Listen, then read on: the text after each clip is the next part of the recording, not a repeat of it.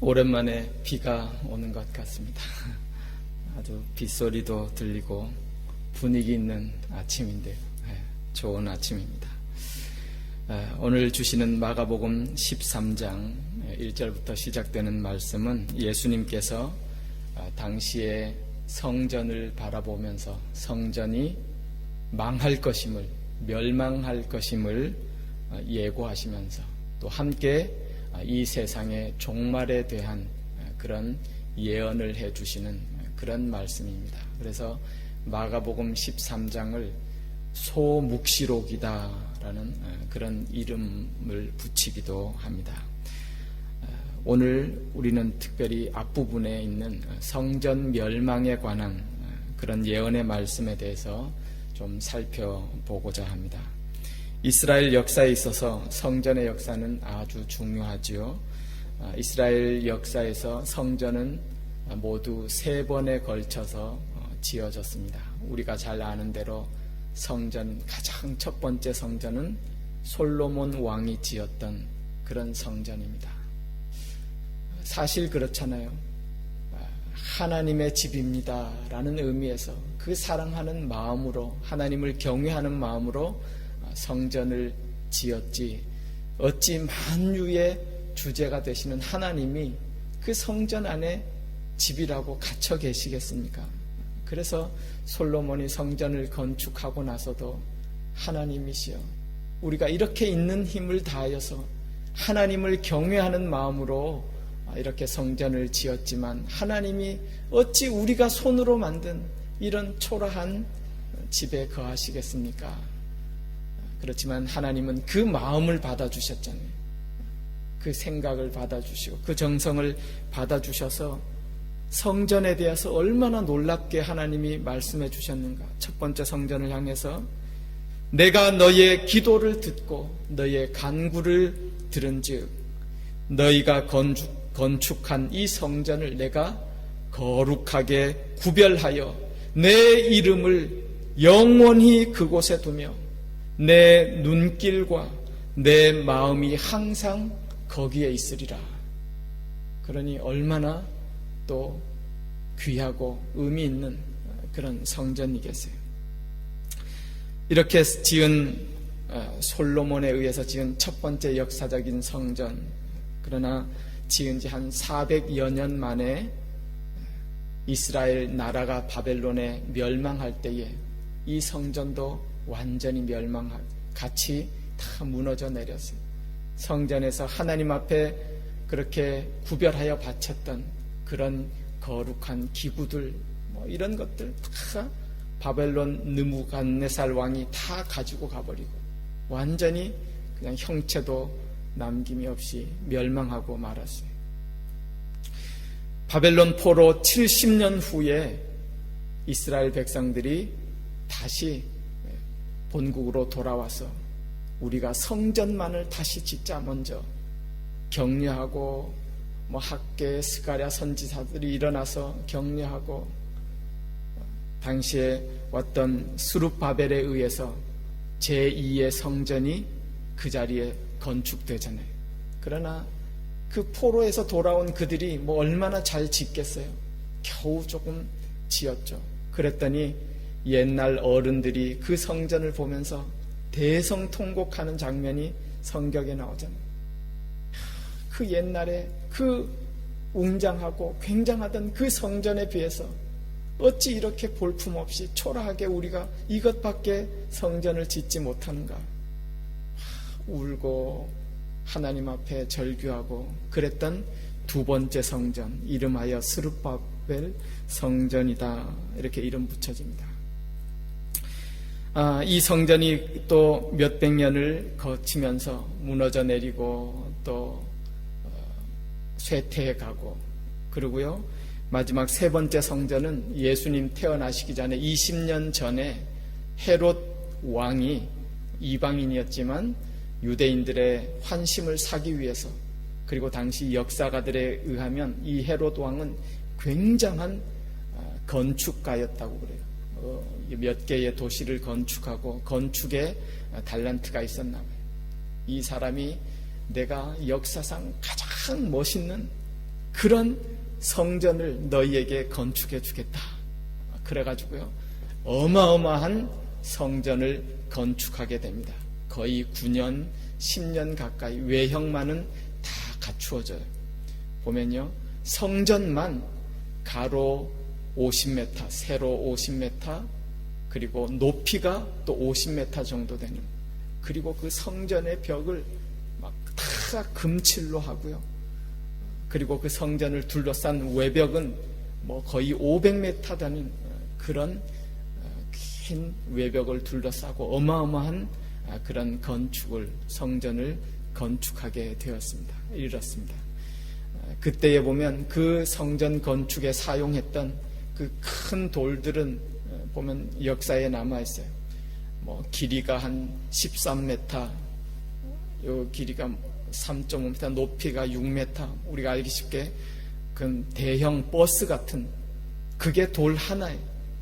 그러니까 당시의 건축물 중에서 불가사의한 건축물에 꼽히는 그런 헤롯 성전, 어마어마한 웅장함, 화려함을 그렇게 보이는 그런 헤롯 성전이 예수님 당시에 세워져 있었어요.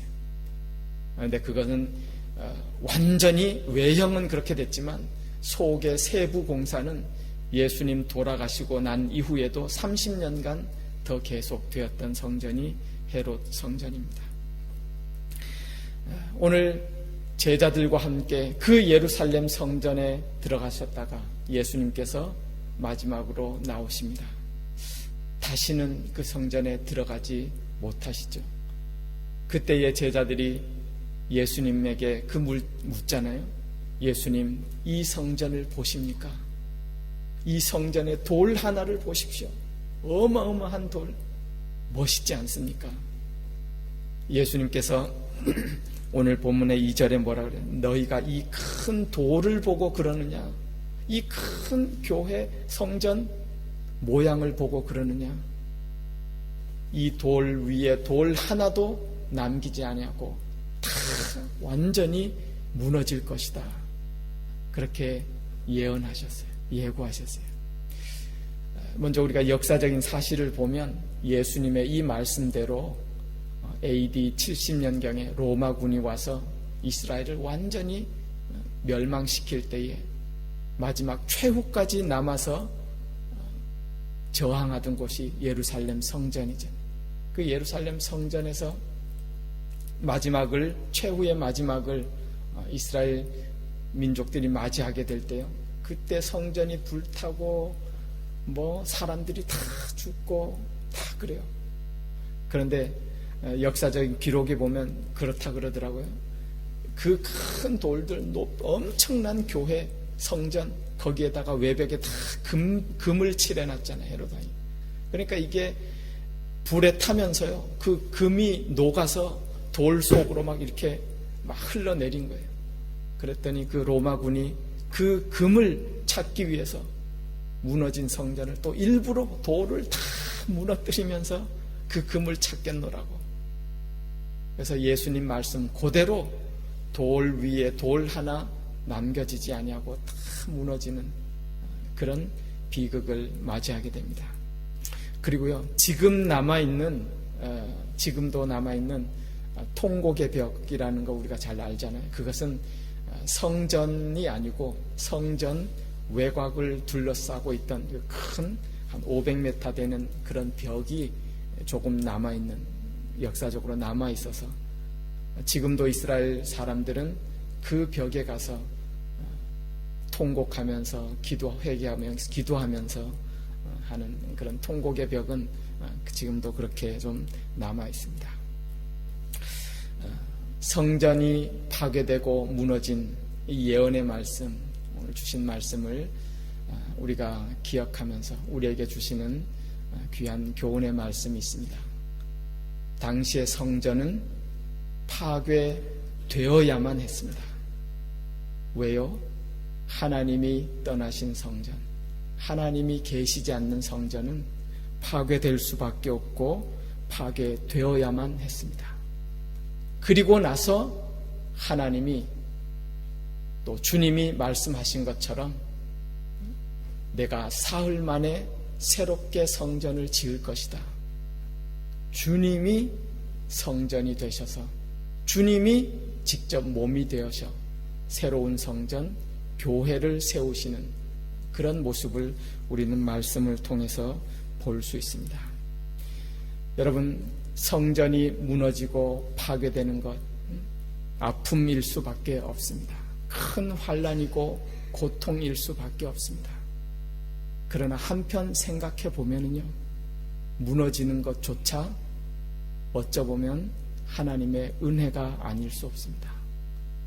잘못된 것, 거짓된 것, 헛된 것, 주님이 계시지 않는 그런 성전,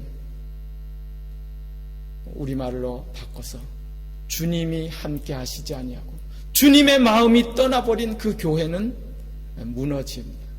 아니, 무너져야만 합니다. 그것이 오히려 은혜입니다. 무너질 때에서야 비로소 주님께서 온전한 주님의 성전, 주님의 몸을 세우실 수 있기 때문입니다. 우리가 잘 아는 그 경제학 용어 가운데요, 창조적 파괴, 건설적 파괴, 그런 말들 우리가 많이 쓰잖아요. 잘 알잖아요. 물론 그 경제학 이론에서 기술 혁신을 통해서 발전해야 되는 그런 모습을 말하고 있지만 그 용어 자체대로 창조적인 것, 새로운 것을 건설하기 위해서는 옛것, 헛된 것이 무너져야만, 파괴되어야만 한다는 그런 사실을 우리는 기억합니다. 제자들은 성전의 외형을 보고 굉장하다고 여겼죠. 성전의 겉 모습만을 보고 대단하다고, 영광이라고. 그러나 주님은 외모를 보시지 않죠. 중심을 보시고 외형 가지고 하나님이 흔들리시는 그런 분이 아니에요. 외형적인 것, 헛된 것, 가식적인 것, 그런 것은 반드시 무너지게 돼 있어요. 아니, 무너지는 것이 오히려 하나님의 은혜인 줄 믿습니다. 무너질 때 주님이 온전한 것을 세우신다는 사실을 우리는 기억해야 될 줄 믿습니다. 그러므로 오늘 주시는 말씀 가운데 거듭거듭 말씀하고 있어요. 너희는 사람에게 미혹받지 않도록 하라. 너희는 스스로 조심하라. 이런 말씀이 우리에게 어떤 말씀으로 다가오나요? 사람이 보는 것과 같이 그런 외모의 미혹에 넘어가지 마라. 외형적인 것에 미혹받지 않아.